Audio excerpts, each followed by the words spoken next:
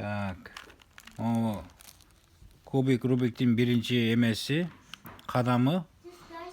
Bu жерге ак чырым жасаш керек могул эмеге. Бирок биз бул жерге эмес, ушунун карама каршы болгон сарынын эмесине тарабына ак чырым жасайбыз. Ошон үчүн биринчи могул 4 жерге актап келебиз. Бул жерде 2 даяр экен.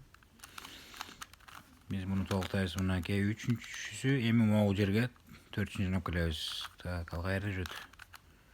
Биринчи таап алалычы, кайерде экен? Аякта жүрөт ал ошо. Мына биякта жүрөт.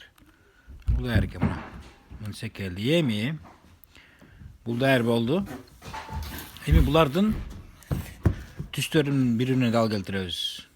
Мисалы үчүн бул жерде кызыл болсо, мунун кызылын табабыз. Мынакей кызыл биякта. Анан муну 2 жолу айлантабыз. 1, 2.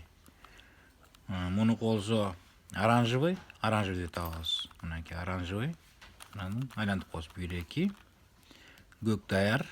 Көрүнөрбү? Муну дагы бир айлантабыз. Анан жашыл табабыз. Мынакей жашыл дагы бир айлантабыз.